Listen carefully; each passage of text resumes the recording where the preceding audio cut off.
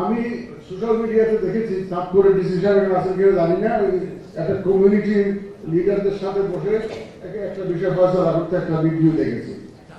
Very nice, I appreciate. Who is DC Chandpur? আসছেন এখানে? হ্যাঁ, আচ্ছা ঠিক আছে, thank you very much for your efforts. এটা কারণ আছে, চিটাগংয়ের এক ম্যাজিস্ট্রেট বাঁশখালীতে 50,000 টাকা জরিমানা করেছে একজনকে, ভাইলেশন ওই আসলে নিজে ভাইলেট করেছে, মিডিয়াতে পাবলিসিটি হয়েছে। আমরা দেখেছি ঢাকা শহর পোস্টারে ছেয়ে গেছে, ব্যানারে ছেয়ে গেছে, এগুলো কোন কেউ কেউ পোস্টারের সামনে দাঁড়িয়ে ফেসবুকে দিচ্ছে, কিন্তু আপনারা যে সরাচ্ছেন, আপনারা যে এগুলো রিমুভ করে ফেলতেছেন, সেইটার তো কোনো খবর নেই। এখানে একজনকে প্রস্তাব করেছে প্রত্যেকটা action please give publicity, please give publicity. আপনারা কেন দিবেন না? আপনার অফিসে এত লোক আছে, সবাই তো সারা রাত বসে ফেসবুক ঘাটাঘাটি করে। ও আপনার ফ্যামিলি মেম্বারদেরকে বলে দেন যে ভাই এইটা দিয়ে দাও, আপনার ছেলেকে বলেন, আপনার মেয়েকে বলেন, আপনার যে বাসায় যারা আছে কাজের মেয়ে পর্যন্ত আপনার ফেসবুক চালা যাচ্ছেন, সুতরাং দিতে তো অসুবিধা নেই।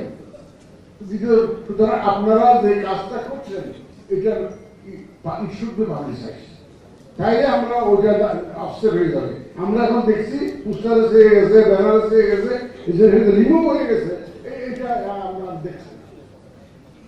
2 নম্বর হচ্ছে ভাই কমপ্লেন আস্তে আস্তে প্রতিনিয়ত কমপ্লেন আমাদের এখানে চলে আসছে। মানুষ জানে না যে কমপ্লেনটা রিটার্নিং অফিসারের কাছে করতে হয়, রিটার্নিং অফিসার করতে হয়। Election commission has become complaint lodging center in what is complaint redress system, complaint redressal system। মানুষকে জানতে হবে কেউ যদি ভায়োলেশন করে, কোন ক্যান্ডিডেট যদি সমস্যা ফেস করে, কোথায় কমপ্লেন করবে, কার কাছে কমপ্লেন করবে, এটা তার তো জানতে হবে, তাকে জানাতে হবে। দয়া করে রিটার্নিং অফিসার বা রিটার্নিং অফিসাররা আপনাদের অফিসের সামনে টাঙিয়ে রাখবেন। কারো যদি কোনো অভিযোগ থাকে, নির্বাচনী আচরণ বিধি ভঙ্গের অভিযোগ থাকে, কেউ কোনো প্রতিদ্বন্দ্বী প্রার্থী যদি আপনাকে হ্যারাস করে, দয়া করে এই নাম্বারে অমুকের কাছে কমপ্লেন করবেন। এটা আপনার অফিসের সামনে ধরে দিতে হবে, এসিস্ট্যান্ট রিটার্নিং অফিসারের সামনে ধরে দিতে হবে। It should be পাবলিসাইজড।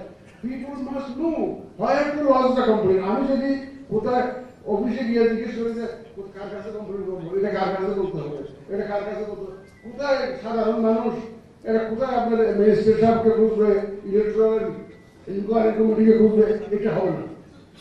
Complain address করার জন্য, রিড্রেস করার জন্য একটা সেন্টার থাকতে হবে যেখানে মানুষ কমপ্লেন করবে, এবং ইমিডিয়েটলি আপনারা যদি কোনো এরকম ভায়োলেশন হয়, একজনের ব্যানার ছিঁড়ে ফেললো, একজনের স্টেজ ভেঙে দিল, আরেকজন এসে ওখানে দখল করলো, এতেও যদি হয় যেখানে ট্রায়াল করার দরকার হবে, ওই কমপ্লেন সেন্টার থেকে ম্যাজিস্ট্রেটের কাছে দেখা করবেন, যে ভাই here is an incident, please take notice of this, যাতে কমপ্লেনটা যাতে অ্যাড্রেস হয়, এটা কিন্তু ইউ মাস্ট এনশিওর। ভাই অনেকের তো অনেক ধরনের চিন্তাভাবনা থাকে। এই মুহূর্তে যেমন ধরেন একটা লাশ পুড়িয়ে দিয়েছে, একটা হিন্দু ভদ্রলোকের লাশ পুড়িয়ে দিয়েছে, কোথায় থেকে এই ধরনের ইনসাইটমেন্ট অনেক হবে। Communal harmony must be maintain. এটা আমি আই রিকোয়েস্ট ইউ অ্যাডমিনিস্ট্রেশন এবং পুলিশের যারা আছেন, যাতে আমাদের কমিউনাল হারমোনি মেইনটেইন হয়, এটা আপনাদেরকে কিন্তু সর্বোচ্চ অগ্রাধিকারের মধ্যে রাখতে হবে, এই বিবেচনাটা রাখতে হবে। আর বয়স্ক ফিজিক্যালি ডিসেবল যারা আছে, তারা যাতে ঠিক মতো ভোটের সেন্টারে আসতে পারে এবং ভোট দিতে পারে, এই ব্যবস্থাটা আপনাদের করতে হবে থ্রু দ্য প্রিসাইডিং অফিসার। আর মাইনরিটি কমিউনিটি একটা অতীতে দেখা গেছে, আমার সাথে মাইনরিটি কমিউনিটি লিডাররা দেখা করেছে, ইলেকশন কমিশনে দেখা করেছে, দেখা করে বলতে বলে স্যার আমরা 2টার সময় খুব থ্রেটেন্ড ফিল করি, 2টা অকেশনে আমরা ভয়ে থাকি। কোন 2টা অকেশন? এক দুর্গা পূজা আর এক ইলেকশন। দুর্গা পূজা আসলে আমাদের উপরে আক্রমণ হয়, আমাদের মূর্তি ভাঙা হয়, যেভাবে হোক যে করুক, কনস্টিটিউশনাল যা হোক, ঘটনা কিন্তু ঘটে, তারা সংগঠিত থাকে। আমি জিজ্ঞেস করলাম যে এবার কি তেমনটি হয়েছে? বলে এবারের মতো সুন্দর করে পূজা উদযাপন আমরা জীবনে করতে পারিনি, আমার দেখা করতে পারিনি। এত সুন্দর করে আমরা এটা পূজা উদযাপন করেছি, কোনো রকমের কোনো ভাইরাস হয় নাই, কোনো অসুবিধা নেই। আমি বলছি ইলেকশন ইনশাল্লাহ এরকম হবে, ইনশাল্লাহ ইলেকশন এরকম হবে। কোন মাইনরিটি কমিউনিটি যারা ভোট দিতে আসতে চান তারা যাতে সেফলি আসতে পারে, শান্তিপূর্ণভাবে আসতে পারে, ভোটটা দিতে পারে, দিয়ে বাড়ি পর্যন্ত ফেরত যেতে পারে, এইটা শান্তিতে ঘুমাতে পারে পরবর্তী দিনগুলো, তো সেই ব্যবস্থা আপনাদেরকে নিশ্চিত করতে হবে মাইনরিটি কমিউনিটি। এটাকে ভেরি ইম্পর্টেন্ট, ভেরি ক্রুশিয়াল কিন্তু। তো কারণ একটা তো বার করে দেন আপনারা দুর্গাপূজাটা, এইটু আপনাদেরকে পার করতে হবে।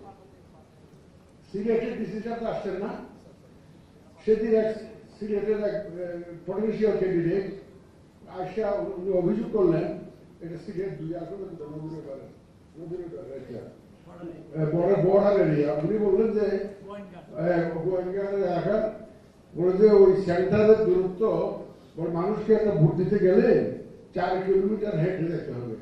এখন যারা বয়স্ক আছে, মহিলা আছে, 4 কিলোমিটার হাঁটতে হবে, তাও আবার রাস্তা মুসলিম না, পাথর টাথর এই সমস্ত মিলিয়ে রিক্সাও চলে না, গাড়িও চলে না, নৌকাও চলে না।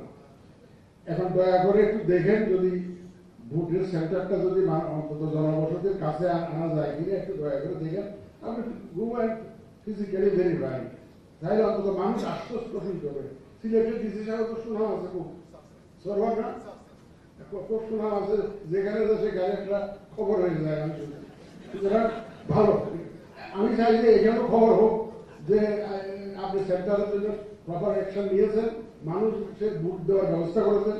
আর যে রাস্তাঘাট যে ঠিক করার ব্যাপারটা আমরা আগে থেকে বলেছি। ডিস্ট্রিক্ট কাউন্সিল আছে, আমাদের জেলা পরিষদ আছে, উপজেলা পরিষদ আছে, ইউনিয়ন পরিষদ আছে, ছোট ছোট প্রকল্প নিয়ে একটা অ্যাড্রেস করে ভোটটা বার করে নেই। সরকারি ভাবে চাইলে টাকা ইলেকশনের টাইম আর পার হয়ে যাবে। I have confidence in you, আপনি রাস্তা করে দিতে পারবেন, সেন্টারের বিষয়টা সমাধান করতে পারবেন, মানুষ যাতে ভোট দিতে পারে এই ব্যবস্থাটা দয়া করে কিশোরগঞ্জের স্পেশাল আছেন তো না? আচ্ছা, এই যে কিশোরগঞ্জের থেকে পটেনশিয়াল লেডি ক্যান্ডিডেট এসেছিলেন আমাদের কাছে, আমাদের সাথে দেখা করেছেন। উনি জীবনের হুমকি অনুভব করতেছেন। আমার বলে স্যার আমি মহিলা মানুষ, ভোটে দাঁড়িয়েছি, স্বতন্ত্র দাঁড়ানোর চিন্তা করছি। এখন সাধারণ মানুষ, আমি তো কোনো দল করি না, দল করিও নাই। সাধারণ মানুষ, রিক্সা করার ভেন্ডার, স্ট্রিট ভেন্ডার যারা আমার সাপোর্টার, বড় এখন এদেরকে রাত্রে ধমক দেয়, একজনকে মামলা মোকদ্দমা ফাঁসাই দিছে, নানাবিধ কমপ্লেন করে গেছে। এবং সবচেয়ে ব্যবস্থা নেওয়ার জন্য হয়তো রিটাকে ওদের কাছে ব্যাপারটা হচ্ছে অন্যখানে যা হোক অনেক জানাব। আমি আজকে I am now going back emboldened, এবং আমি খুব অসম্ভব রকম ভাবে আমার বুকের জোর বেড়েছে আপনাদের কথাবার্তা শুনে। এবং আমি আপনারা আমাকে আশ্বস্ত করেছেন, আমি আশ্বস্ত হয়ে ফিরে যাচ্ছি। ইনশাল্লাহ যে উদ্দেশ্যে আমরা একত্র হয়েছি আজকে এখানে, সে উদ্দেশ্যে ইনশাল্লাহ আমরা ডেলিভার করতে পারবো। আমাদের তো কোনো ব্যক্তিগত কোনো এজেন্ডা নেই। Believe me, I have no personal agenda whatsoever. No, my colleagues. My only agenda is to die satisfied that I have been able to do something for this nation at this critical moment. এটাই আমার একমাত্র agenda, আর কোনো agenda নেই। এটা একমাত্র সম্ভব আপনাদের সহযোগিতা করে, এবং আমি সহযোগিতা পাবো সেই আশ্বাস আপনাদের কাছে আজকে পেয়েছি। তো আপনাদেরকে সবাইকে ধন্যবাদ। ইউ আর নট টায়ার্ড, আমাদের আজকে আমাদের লাঞ্চ খাওয়া হইল না, আরো অন্যান্য মানুষরা আসবে, এসে আপনাদের হাতে হয়তো করতে পারেন। আপনাদেরকে আন্তরিক মুবারকবাদ। Go to the field and do the needful. I want an election which is free, fair and credible, neutral, professionally কাজ করবেন ইনশাআল্লাহ। কোন রকমের কোন বায়াস হয়ে কাজ করবেন না ইনশাআল্লাহ।